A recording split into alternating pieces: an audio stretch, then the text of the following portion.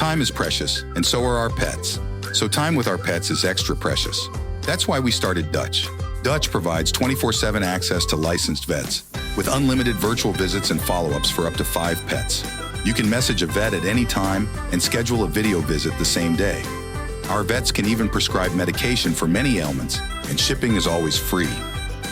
With Dutch, you'll get more time with your pets and year-round peace of mind when it comes to their vet care.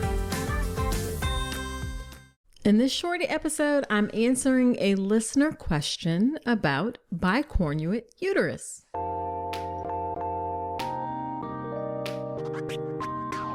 Welcome to the All About Pregnancy and Birth podcast. If you're having a baby in the hospital, you are giving birth in a system that too often takes away power from women over what happens in their own bodies. I'm Dr. Nicole Calloway Rankins, a practicing board-certified OBGYN who's had the privilege of helping well over 1,000 babies into this world. I've been a doctor for over 20 years, and I'm here to help you take back your power, advocate for yourself, and have the beautiful pregnancy and birth that you deserve. This podcast is for educational purposes only, and it's not a substitute for medical advice. Check out the full disclaimer at drnicolerankins.com/disclaimer. Now let's get to it.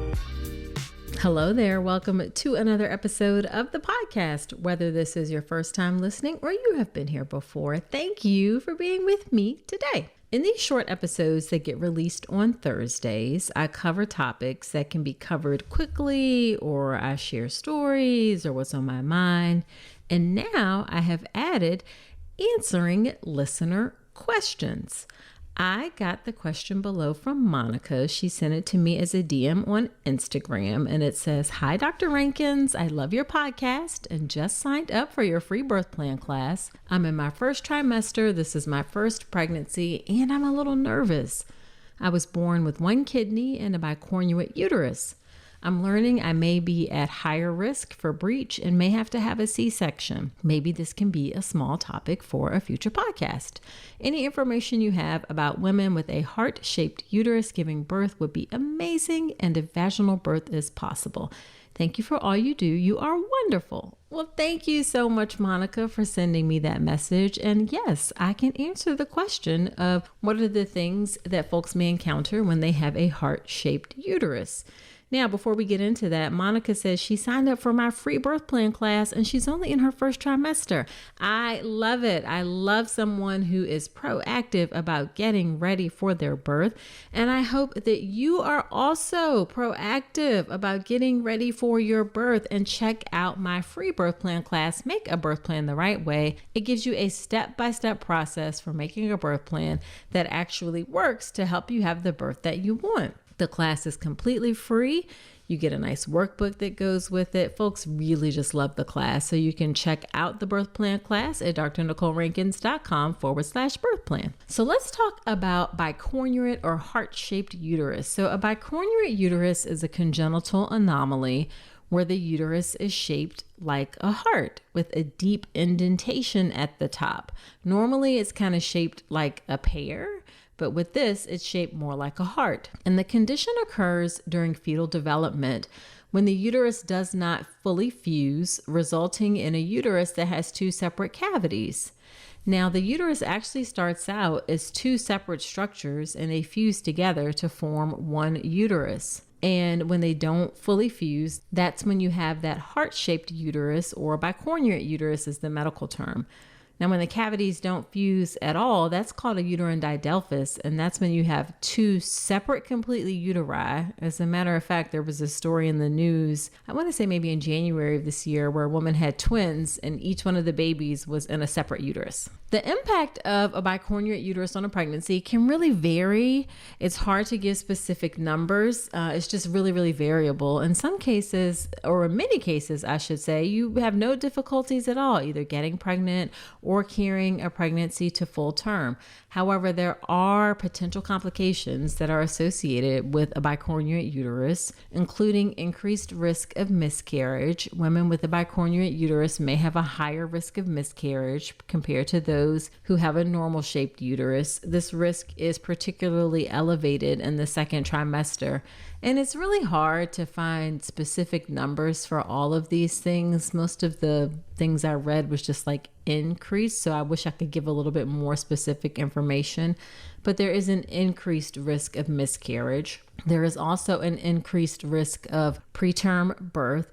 The risk is higher because the baby may not have as much space to grow and develop properly throughout the pregnancy, and that can increase the chances of preterm birth. There is also an increased risk of the baby being in a breech position, which then leads to an increased risk of cesarean birth, because these days we pretty much routinely, for breech babies, the recommendation is a cesarean birth. It's hard to find a physician who's comfortable with vaginal breech birth. Let's talk about something most pregnant women aren't getting enough of: omega-3 DHA. The recommendation is over 200 milligrams a day, but less than 5% of pregnant women in the US meet that. That's one of the reasons I love Ritual's Essential Prenatal. It has 350 milligrams of vegan DHA, plus other key nutrients like methylated folate and choline to support baby's neural tube development. As an OBGYN, I appreciate that Ritual goes beyond the basics. The formula is science-backed, third-party tested for heavy metals and microbes, and every ingredient is traceable. And the delayed release design, it's gentle on the stomach, something that really matters, especially if there's trouble with nausea during pregnancy. You deserve to know exactly what you're putting into your body, especially when it comes to prenatal multivitamins. And with Ritual's dedication to traceable science and sourcing, you always will.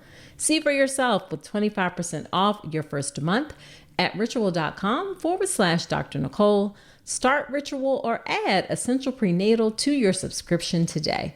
That's ritual.com/Dr. Nicole for 25% off your first month. And then there's also an increased risk of growth restriction, where the baby doesn't grow as well because of the limited space in the uterus or reduced space in the uterus. That may affect the baby's growth, and that may lead to, again, that fetal growth restriction.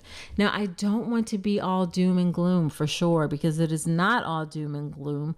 Most women with a bicornuate uterus may not necessarily experience these complications, and many go on to have successful pregnancies without any issues. We just have to watch things closely during the pregnancy with ultrasounds to make sure the baby's growth is okay, check on the position of the baby, and just do the best you can to take the best care of yourself that you can. Now, I want to talk for a minute about the relationship between the kidneys and the uterus, because Monica mentioned that she also has one kidney. And there's a reason that she has one kidney, or that kidney issues are associated with things that happen with the uterus. So the relationship between a bicornuate uterus and the kidneys lies in the embryologic development of these structures. So during fetal development, both the uterus and kidneys originate from the same embryonic tissue known as the intermediate mesoderm. So the urogenital system, and that includes the kidneys and the reproductive organs, undergo a complex developmental process during that early embryogenesis. When we're tiny embryos, this complex growth occurs, and it involves the formation of structures known as the Müllerian ducts. Now, these Müllerian ducts will eventually give rise to the female reproductive organs, including the uterus. The kidneys develop from something called the mesonephric ducts, but the step before that was that intermediate mesoderm that they're both coming from. So in a normal developmental process, like I said, the Müllerian ducts will fuse to form that single unpartitioned uterus. However, if there's partial fusion or incomplete fusion of the Müllerian ducts, it can resolve in that bicornuate uterus, or in rare circumstances, two completely separate uteri. Now, the bicornuate uterus itself does not directly affect the kidneys. They just share a common developmental origin. So sometimes when there's an anomaly in one system, there may be an associated anomaly in the other system. Not all individuals who have a bicornuate uterus will have a kidney issue as well. It's just more that they have this shared embryological origin. It's not a direct causation. So if you see things in one system, you may see things in the other. All right, now to answer your question about can you have a vaginal birth, absolutely. It is absolutely possible for you to have a successful vaginal birth with a bicornuate uterus. Absolutely, for sure. It is not guaranteed that you have to have a C-section. Some factors that are going to influence whether or not you have a vaginal birth is the degree of the heart shape in your uterus, because it can vary between different people. In some cases, the anomaly might be mild. And if that's the case, then it's more likely that you're going to have a vaginal birth. In more severe cases, if the uterine cavity is very divided, then that increases the chance of the baby being in a breech position where they just don't have enough room to move around. And then that's going to increase the chances of a cesarean birth. Now, for Monica, she mentioned that this is her first pregnancy, but if you've had a prior pregnancy with a bicornuate uterus and you had a vaginal birth, then chances are higher that you're going to have another successful vaginal birth. And similarly, if you had a C-section before because of a malpresentation for the baby or breech presentation, then that does increase the chances. And then, of course, we have to look at your overall health history and how things are going as well. But do know that, yes, it is possible for you to have a vaginal birth with a bicornuate uterus. I can't give a specific number, but know that it definitely is possible. Okay, so there you have it. Be sure to subscribe to the podcast wherever you're listening to me right now. That's the only way you're going to know about these short episodes, because I don't really mention them on social media or any place else. So be sure to subscribe so you do not miss them. And if you have a question that you want me to answer in an upcoming episode, then reach out to me on Instagram at Dr. Nicole Rankins. Just send me a DM, let me know what you're thinking, and maybe your question will be answered in a future show. So that's it for this episode. Do come on back next week, and remember that you deserve a beautiful pregnancy and birth.